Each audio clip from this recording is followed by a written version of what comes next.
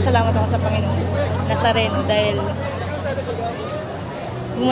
gumaling yung sakit na at karamdaman ko na hinihiling ko sa Kanya. Nananata ako sa Poong Nazareno dahil feeling ko ito yung bumubuo ng buhay ko at ng buong taon ko. Pag hindi ako nakakahawak ng lubid at nakakasampa, kulang. Hindi parang buong pagkatao.